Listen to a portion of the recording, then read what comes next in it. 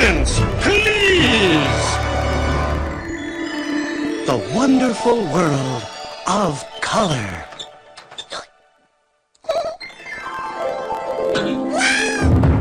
There's no such thing as color. We live in a colorless world.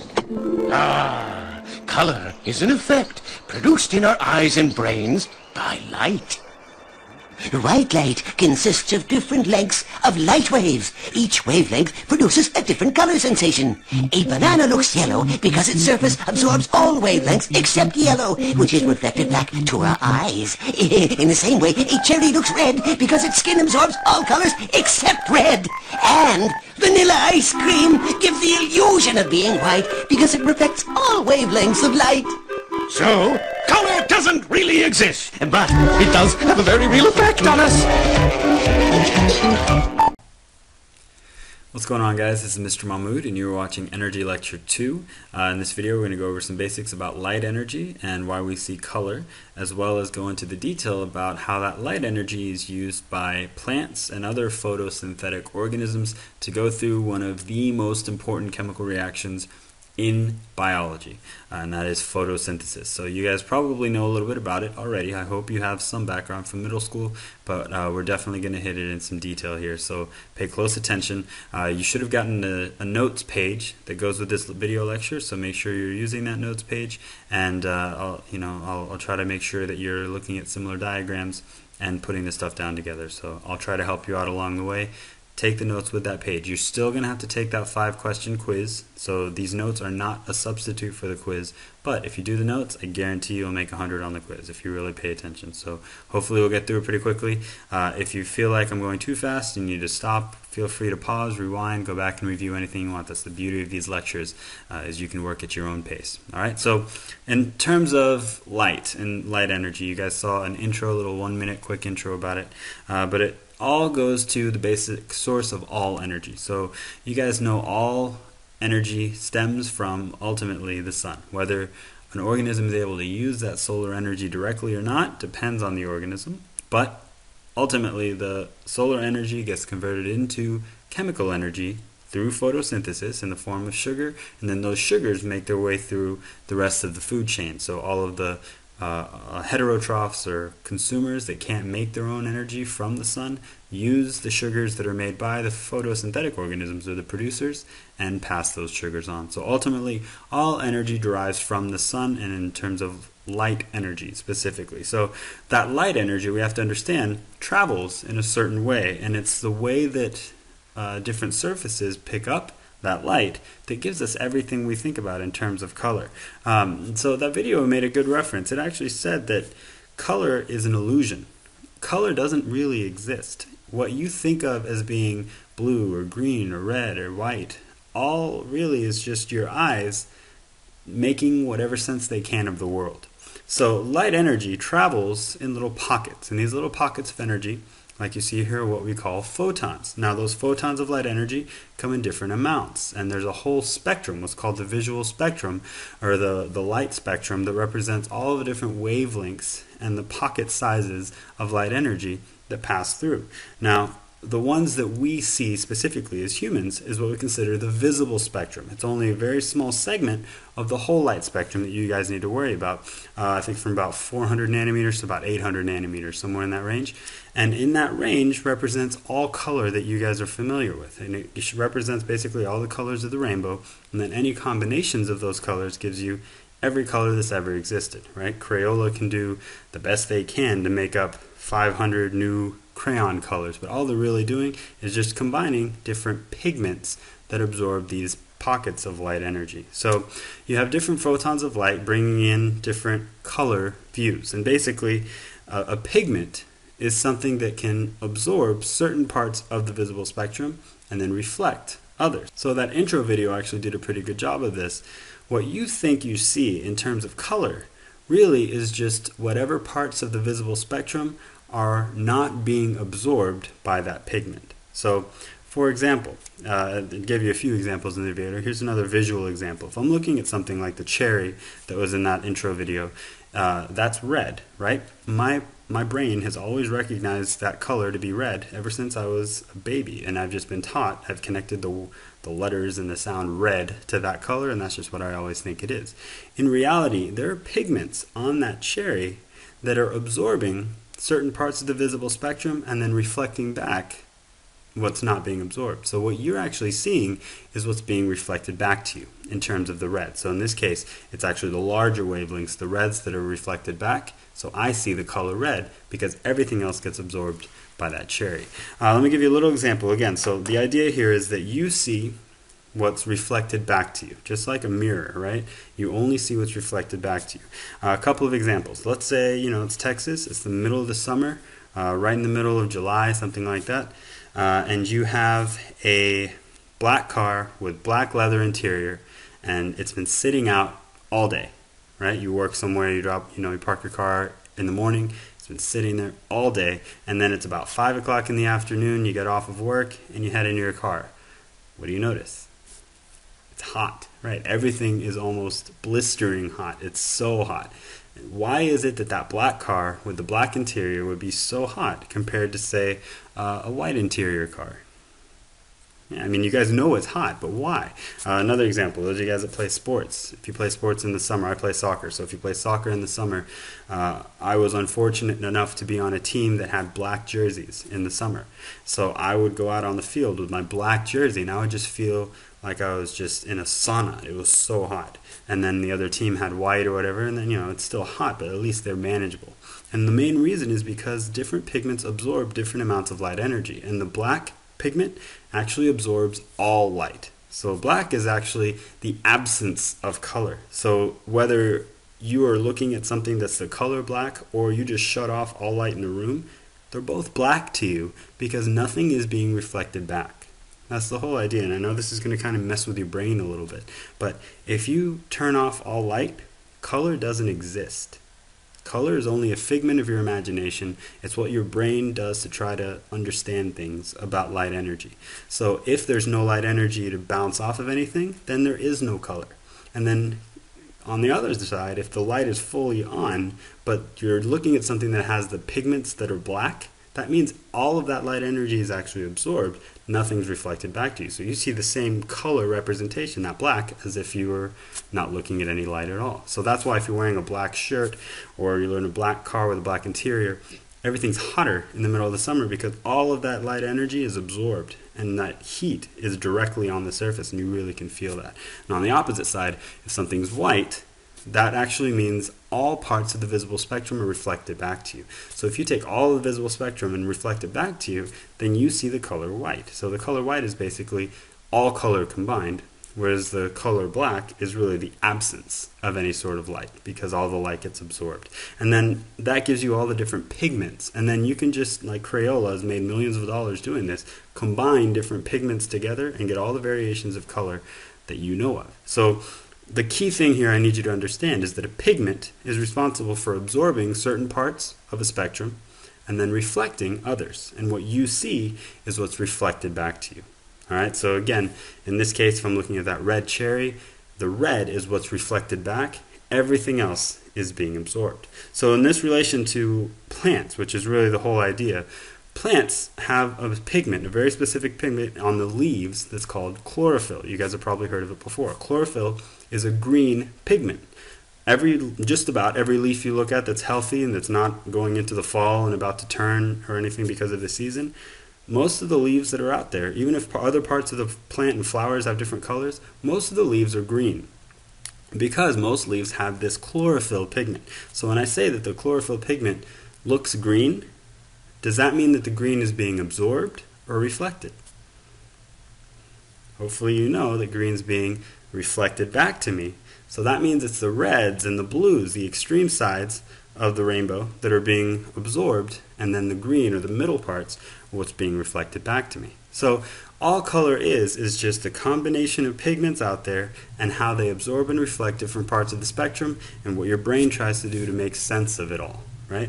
And then coincidentally, an actual rainbow in the sky is nothing more than light refracting off of water droplets in the air, and you can actually see all components because that refraction represents all parts of the visible spectrum. So you only see a rainbow when it's really humid out in the air, usually right after it's rained. There's a lot of water, still water droplets in the air, and that shows the refraction of all the different parts of the spectrum. But basically, any of those parts can be absorbed and reflected by different pigments. Your shirts and clothes have pigments that they're sewn into, basically, compacted into the clothing and the material when they're sold. And then if you wash it over and over again, what starts to happen is the pigments actually start to wash out. So that's why clothes fade. That's why colors fade after a while, is because you have those pigments going away little by little. So whatever pigment you put on a shirt will reflect that color. So make sure you remember this, the idea that reflected light energy is what you actually see, the absorbed is what you don't. So for chlorophyll specifically, chlorophyll is the pigment that's able to absorb the solar energy that's going to be in turn used in photosynthesis to produce their sugars. So don't forget about the basic ideas of how light is reflected and absorbed. Okay? All right, so now let's get into the specifics on photosynthesis. We're going to spend a little time here on this slide, and then we're going to spend the rest of this video on this one picture. That's the exact same picture on your notes. So hopefully you've already written some basic things into your notes about light in the visible spectrum. Again, we see what's reflected, not what's absorbed, and a pigment is something that absorbs and reflects certain parts of the spectrum. All right? Chlorophyll in particular, we'll get to, is the green pigment found in the leaves of plants, and we'll be more specific about that. So this picture you should be familiar with. If you remember from last semester, I really told you to memorize this idea of this diagram because you're going to see it all the time. This is what we consider a cross-section of a leaf. So this is a representation of thousands of different cells together. Now we're going to focus in on the cells that really perform the most photosynthesis. And if you can imagine a leaf, if my hand is a leaf, right? The top side of the leaf is the one that's exposed to the sun more often. The bottom side usually is more directly faced towards the ground. So it makes sense that the leaves would develop the most successful photosynthesis right at the top, where they get the most direct light energy, because like we know, you need light energy in order to get photosynthesis going. So we're going to focus in on these cells here right at the top. And we'll consider the Palisade Mesophyll, which is the top part of that mesophyll. The mesophyll is the middle part of the leaf where photosynthesis happens. The top part is where you have, as you can see, the most green color, which means that's where you have the most green pigment or chlorophyll. So the majority of the chlorophyll is found right on those top leaves. Those cells at the top have a high concentration of it because that's where the most photosynthesis happens. You can't have photosynthesis without first having the chlorophyll to absorb that light energy. Okay? Another key part of the cross-section that we're going to focus in on, besides the vascular bundles that are there, which transport the water up to the leaf, because remember, water is one of the key ingredients needed to start photosynthesis. The light is absorbed by the top with the chlorophyll pigments in those particular cells, and at the bottom, remember you have the stomata. Stomata are the openings on the underside of the leaf. One by itself is called a stoma. Be careful not to confuse stoma with something called a stroma with an R that we're going to get to later. But the stoma is the opening on the underside of the leaf, and that's where the gas exchange occurs. So the third key thing that's needed to start photosynthesis, which is carbon dioxide, is actually brought in through the stoma, through the underside of the leaf, and then products are released out. The glucose is released out again through the vascular bundle, through the phloem, like we've talked about before, and then excess oxygen that's not turned around and used in the next reaction called respiration that we'll get to later. That excess oxygen is released right out of the stoma as well for other organisms to be able to use to breathe in for respiration like us. So hopefully this is a review. All of this stuff is from our first semester discussion of plants. Big picture stuff talking about a whole leaf. Now for the rest of this unit and for the rest of this discussion, we're going to go inside of one of those cells. So we're going to focus in particularly on within one cell and the part of the cell that's responsible for photosynthesis. And you should know that organelle is what we consider a chloroplast. So here's a diagram that you guys have, and we're going to keep on this page for the rest of this discussion. And I'm going to write some things down along the way. I strongly encourage you to just copy things exactly as they are and make sure you understand what you're writing down. All right? So let's first start by writing the basic chemical reaction for photosynthesis. We've said already there are three things that are needed to start photosynthesis. I'm going to write them in a very particular order, and it's for a reason. So just go with me on this. Three things you need in order to start to allow photosynthesis to occur are water, carbon dioxide, and sunlight.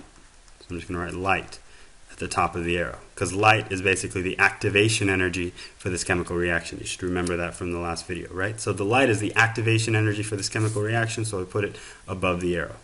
Every chemical reaction requires energy. In this case, it's solar energy from the sun, right? And the major products, there are two. The whole point of a plant going through the process of photosynthesis is to make the sugar, but another major product is oxygen. So again, I'm going to stay in one order. I'm going to say oxygen first. O2 gas is one major product, and then the other major product is the actual glucose molecule, which hopefully you guys remember is C6H12O6, right? Now, right now, this isn't balanced, okay? Remember, we've done the balancing equations thing before. You put all the elements underneath, count up how many there are on each side. So right now, we're left with a pretty unbalanced representation of all of these elements, right? So right now, it's pretty much way off, right? I'm going to save us some trouble. We can sit here and try to do the math and figure out how to balance each side. That's not really the purpose of this discussion, so just go with me on this. If you put a 6 before everything except for that glucose, it miraculously becomes balanced. So looking at it, we end up with a perfect balance of elements on both sides, and everybody's happy. It's a miracle from mathematics, right? So we end up with a perfect balance of all of the elements. Okay, so just go with me on this. We have a perfect representation. All right, so just for the sake of to avoid any confusion here, let's get rid of all these numbers here. All right, so this is what we're going to be working with, is our chemical reaction for photosynthesis. All right, so within the chemical reaction, you understand the different parts, things that are needed to start and things that need at the end. Remember that what's needed at the start of the reaction are called the reactants. Those are the materials needed to start. We have 3 technically, including if you consider light energy. And the 2 final things that are made are products of the chemical reaction. All right, so focusing in on the actual structure now, let's talk about it. The middle thing here, this whole thing together, is where photosynthesis actually takes place. All parts of photosynthesis, which hopefully you guys know, is known as the chloroplast. So the chloroplast is the organelle in which photosynthesis takes place. Make sure you guys have that copied down, write down a basic definition for the chloroplast. It's the organelle where photosynthesis takes place. All right, within the chloroplast, we've talked about it before with endosymbiotic theory. There's a whole lot of very specialized components of the chloroplast. In fact, they have so much going on that they could have at one time been their own bacteria. They have their own DNA, they have their own ribosomes, things like that. But we're going to focus in on 2 particular areas of the chloroplast. One, we're going to focus in on with one color, and everything that happens in that, we're going to use the same color. So I'm going to use the green color to represent all of the solid components and everything that happens within the solid components of this chloroplast. So these little circle rings that you see here on the left side, each of these represents a solid part of the chloroplast known as a thylakoid, okay? Thylakoid, okay? A thylakoid is each of the single discs, basically, the solid disc components within a chloroplast. I basically think of these things as Thin Mints. You guys know those Girl Scout cookies? It's the season for Girl Scouts. I've been getting all kinds of requests for me to buy Girl Scout cookies, and I'm going to be gaining a few pounds probably in the next few months because of it. So I just think of Thin Mints here, basically. So each one of these is a thylakoid. And if you say you were to take a stack of thylakoids together and think about a bunch of thylakoids, a bunch of the solid components, it's also known as the grana. So if you hear the term thylakoid or grana, just think about the solid components of the chloroplast. All right. Now within these thylakoids, and this is where it's the most important, this is where you actually find all of these little dots that I'm putting here. This is where you actually find the pigments that are responsible for making leaves green and are also responsible for absorbing the light energy in order for photosynthesis to happen. You remember the name of the particular pigment in plants, and especially in the leaves, is called chlorophyll. Good. So this is where you actually find the chlorophyll within the leaves of a plant or within the chloroplast, is particularly in the solid parts or the thylakoids or the stack of thylakoids known as the grana. Remember, the chlorophyll is responsible for absorbing the solar energy. So this absorbs the light, in particular absorbs all parts of the visible spectrum except green, right? And that's why you see most leaves as green. You see what's reflected back to you. So the green is reflected back. So you guys remember some of the basics there about chlorophyll and the pigment, and why it's important here for the plant.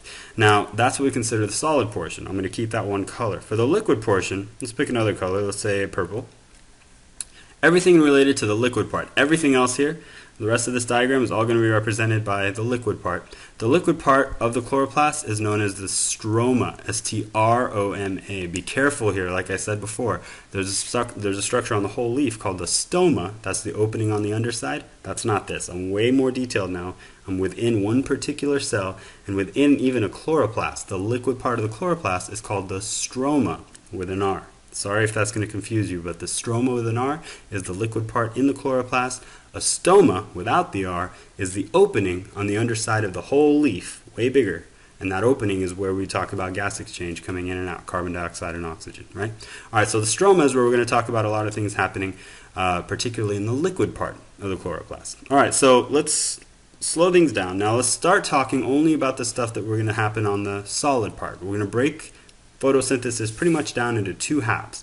The first half is going to involve everything in the solid component. The second half will involve everything in the liquid. So the left side, again, I'm going to go back to green, is going to involve three of the key parts of this chemical reaction. We're going to deal with the water, we're going to deal with the sunlight, and we're going to deal with the oxygen. So remember, water is a reactant, oxygen is a product, light is the activation energy for that conversion, right? So now let's say I want to represent my solar energy here, so I'm going to draw sun over here, nice and big. So this represents the sun, right?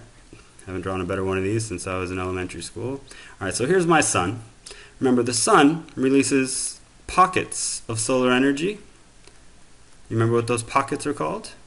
Photons, right? Good. So we have photons of light energy here, represented by the yellow circles coming down. Now, those photons of light energy are the activation energy for this chemical reaction, for the side on the left that you guys see here. This whole thing that's going to be happening here on the left side is what we're going to consider the light-dependent reactions. Now, light-dependent means it uses light energy for the chemical reaction. It depends on light as the activation energy. So all the different components here are going to be talking about the light-dependent reactions, which all happen in the solid parts of the chloroplast or the grana. Okay, so again, we're starting with the water. Back to the green. All right, so I'm starting with my water here as my starting component. Remember, water has a lot of bonds holding it together. They're called covalent bonds that hold the molecule together. They're very strong bonds. So if I want to break a water molecule up, which is what has to happen here at the beginning of photosynthesis, I need energy. So the light energy, the photons of light, are absorbed by the chlorophyll here. Chlorophyll is able to absorb the light energy, build up the activation energy necessary to actually be able to take this water and split it. And more or less, there's a little more detail to this, but basically imagine the H's and the O's getting split up. All right, so water molecules are split because the chlorophyll is able to absorb enough light energy to become the activation energy to start this reaction. So the water molecules are split into hydrogens and oxygens. The oxygens are immediately going to be passed through and released out as a waste product. And that's where you get this waste product right here, your oxygen gas. Your oxygen gas comes from water molecules getting split here on the light-dependent side, which all happens in the grana. So of the hydrogens and the oxygens are released out immediately, and the hydrogens are going to be passed on to the next part of this reaction. So we're left with hydrogens. They get passed over to this next side. So the whole left side of the reaction, everything that happens on the thylakoids, because that's where the chlorophyll is called the light-dependent reaction. Water molecules are split. Hydrogens are passed over to the next series of reactions. Oxygen is immediately released out as oxygen gas. So that oxygen gas down here is then either used by the plant for the next reaction of respiration, or the excess is released out through the stoma or stomata and goes out into the atmosphere for other organisms like us to be able to breathe in, right? Plants are very important for producing the oxygen in the atmosphere for other organisms to breathe. So this is where that oxygen comes from, water that gets split, because the light energy from the photons of the sun are absorbed by the chlorophyll and then broken apart to allow the water molecule to break and release it out. So now the hydrogens are going to get passed over to this other reaction. Now the hydrogens can't just go by themselves. They have to be carried. All right. So there's a carrier molecule that's Think of it basically like a school bus. Okay, a school bus is responsible for going to a certain stop, picking up kids, and then taking them to the school, dropping them off. Imagine the school bus only had one stop. So it was responsible for just going back and forth every single day, before school, from your homes over to the school, after school, from the school back. So its job is just to take kids back and forth across the bus. So if it was the school bus by itself, we're going to call it a carrier molecule known as NADP. NADP stands for nicotinamide adenine dinucleotide phosphate. You don't need to know the details of this, obviously, but you do need to know the basic letters of the carrier molecule. So NADP is a carrier molecule by itself. However, because it's taken on hydrogens, which is basically like picking up kids from the school or from the homes, it's now NADP with its passenger. So it's now NADPH. All right. So NADPH is the bus basically when it's full. So it's picked up the hydrogens from the water and is now taken it over to this series of reactions that we're going to see on the right side. All right. Now, in this process, again, you don't need to know too much detail here, but this process is actually able to make energy. Like we've talked about, you're absorbing a whole lot of light energy from the sun. So ultimately, that light energy is going to be enough to make the actual energy source for cells, which you guys remember is a 3-letter molecule called ATP. So in the process of the light-dependent reactions, little ATP is made, and the hydrogens get picked up by this carrier molecule, NADP, to become NADPH. So if you see it as in form of NADPH, that means it's basically a full bus. It's picked up the kids. If you see it as NADP, that means it's an empty bus. It's dropped off the kids. So basically, it's picked up hydrogens from the light-dependent side, from the water, and it's going to drop it off here on the other side. All right. Now, that's all basically what we consider the light-dependent reaction. That's the first half of photosynthesis. And you notice we've already used up a lot of the components of the chemical reaction. We've already used the water, we've already used the light, and we've already used the oxygen. So everything that's left is going to be used here for the right side. So let me go to the purple color here to represent everything in relation to the stroma, or the liquid part of the chloroplast. It's here on the stroma where you're going to go through a series of chemical reactions that are known as the Calvin cycle. All right, Calvin cycle is named after the scientist who identified it. His name was Melvin Calvin, an American scientist. It's very rare that we have American scientists making a lot of these major discoveries. A lot of these tend to be European and things like that, so it's a big deal. We have an American scientist named Melvin Calvin who spent his whole life's work focusing in on plants and watching them very carefully and doing all kinds of research and figuring out exactly how certain processes happen. I'm sure he was a whole lot of fun to be around. But anyway, he's very well known for it. So they named the cycle after him because he was able to identify all the detail here. Basically, he was able to break down how the remaining components ultimately make the other major product of photosynthesis. So we already talked about the water and the light. So the only remaining reactant is your carbon dioxide, and the only remaining product is your glucose, C6H12O6. So that's exactly what we're going to use here. So the CO2 is what's needed to start this right side of the reaction. Now this whole right side we consider light independent. We call it light independent because it doesn't have chlorophyll. Remember, the chlorophyll is over here stuck in the thylakoids. So because the chlorophyll is there, if I'm having anything happening outside of the thylakoids, I don't have anything to absorb light energy. So I can't depend on light energy to be my activation energy. But luckily for plants, look what was made over on that light dependent side. That light energy coming in was enough to make some ATP. So now this ATP is going to serve as the activation energy for everything in the Calvin cycle. So that's why we consider the Calvin cycle as light independent, because instead of light, it uses ATP as its activation energy, just like the rest of our cells and a lot of other organisms do too. So basically, again, there's more detail to this than you need to worry about. But if you pretty much just break down the letters, you have C's and O's coming in from carbon dioxide. Again, that carbon dioxide is absorbed from the stomata through the underside of the leaf and brought in. I forgot to mention the water. The original water here was absorbed from the roots and brought up the stem through the xylem. You remember that? To be brought into the leaf, so that the first part of photosynthesis can happen. So the chloroplast is able to absorb the carbon dioxide through the stomata, the openings on the underside of the leaf. So this is just straight from the gas on the outside of the leaf. It's absorbed in. Alright, so this carbon dioxide has C's and O's. If you take the C's and the O's and you add these hydrogens that get dropped off, these are the kids in the bus, remember, this NADP drops off the hydrogens, you're basically going to go through a series of chemical reactions. And again, you don't need to go and learn all the detail within this here, but basically there's a series of reactions. It goes through multiple cycles. Let me clean that up, sorry about that. It goes through multiple cycles to end up with a molecule that has all of the elements combined. So imagine having C's, H's, and O's combined. So you have C from your carbon dioxide in the air. You have H's originally from the water carried over by the NADP, our carrier molecule, and you have O's, again, originally from the CO2, carbon dioxide, to ultimately make the other major product of photosynthesis, which is the whole reason the food chain exists, and the whole reason organisms who do not have the ability of going through this can survive, is because photosynthetic organisms make the sugars that can then be used through the rest of the food chain. So this is pretty much the whole chemical reaction that makes your sugar. Calvin cycle is a series of reactions taking carbon and oxygen plus the hydrogens from the water that were carried over from the NADP to make your glucose. Now on the other side, remember our carrier molecule, NADP, dropped off its hydrogens, right? And at the same time, we've already used ATP as the energy source here. So if you remember, if I use ATP, I'm going to continue this cycle here.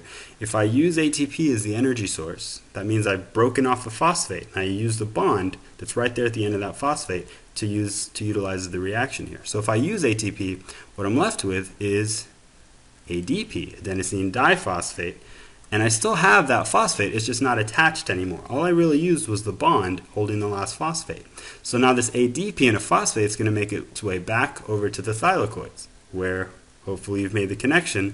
Light energy coming in from the sun will be enough absorbed by chlorophyll to recombine and reform this bond to turn ADP and a phosphate right back into ATP.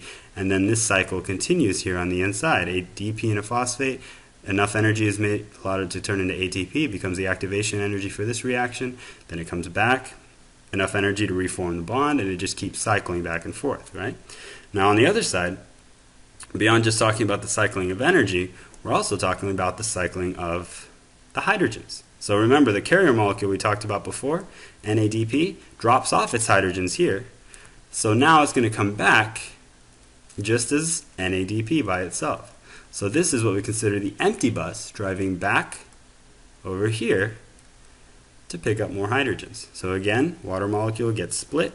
Hydrogens are then picked up by NADP, passed on to the Calvin cycle, and this cycle on the outside is going to be able to continue as well. I'll just kind of show you the circle path here. You're able to get NADP coming back here, picking up hydrogens from water, dropping it off in the Calvin cycle to make glucose, and it just keeps coming back and forth over and over again. So again, we have a beautiful cycling occurring to get all of these reactions to get what they need in order to start the chemical reaction. So here we are.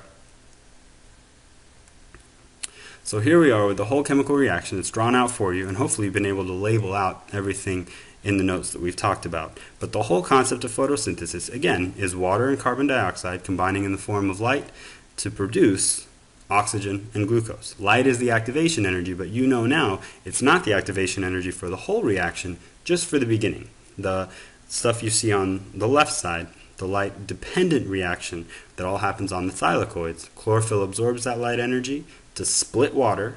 So the water molecules, hydrogens and oxygens, are split. Oxygen is immediately released out as oxygen gas, one of the major products. The hydrogens are then passed on to the Calvin cycle. It's picked up by a carrier molecule called NADP, and in the process of splitting the water and all that energy coming in from the light, that energy is able to be utilized to make some ATP. So now you have ATP and a full bus, NADPH, going over to the Calvin cycle. On the Calvin cycle, it takes the carbon dioxide, the C's and the O's, it adds the hydrogens from NADP that got dropped off, and it uses ATP as the energy source for this reaction, making it light independent because ATP is now the activation energy. That energy is going to be enough to combine the C's, O's, and H's to make glucose, the other major product of photosynthesis. And going back now over to Going back over to the light-dependent side, you'll have an empty bus, NADP, to go pick up more hydrogens from more split water, and you'll have the ADP in a phosphate that was used already as energy to go back, reform the bond to become ATP again, and start it all over. So make sure you know the basics. If you can basically recreate this diagram and represent all the parts of it, you're in good shape for representing and understanding photosynthesis. Hope you guys enjoy this lecture, and I will see you next time.